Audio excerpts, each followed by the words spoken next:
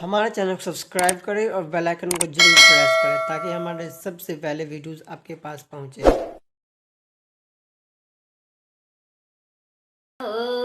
बिंदी जाल वाला टिकुली के यो देला हो। बिंदी जाल वाला टिकोना सिकरी सासू देला बाजू बाना नंदो सोना सिकरी बलम जी देला हो। दिल भर जाल वाला टिकोली बालम जी देला हो।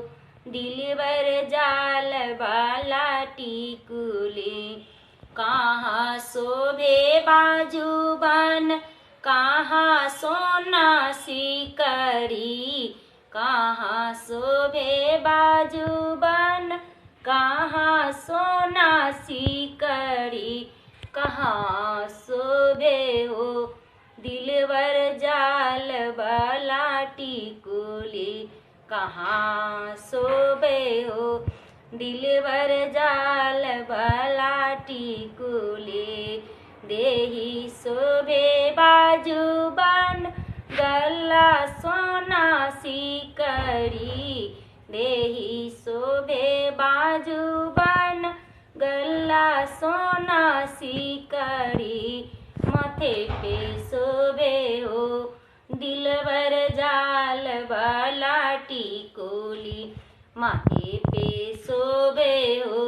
दिलवर जाल वाला टिकुली कहाँ गिरे बाजूबन कहाँ सोना सिकरी कहाँ गिरे हो। दिलवर जाल वाला टिकुली कहाँ गिरे हो। दिलवर जाल वाला टिकुली घड़े गिरे बाजूबन देहरी सोना सिकरी घड़े गिरे बाजूबन देहरी सोना सिकरी पलंग पे गिरल हो। दिलबर जाल वाला टिकुली पलंग पर गिरल हो।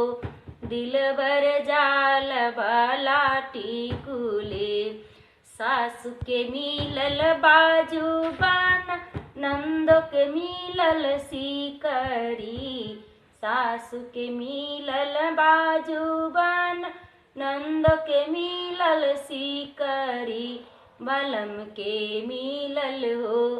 दिलबर दाल वाला टिकुली बलम के मिलल हो।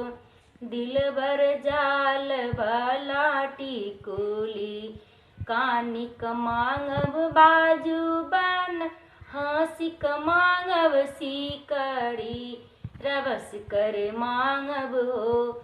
दिलबर जाल वाला टिकुली रबस कर मांगब हो। दिलबर जाल वाला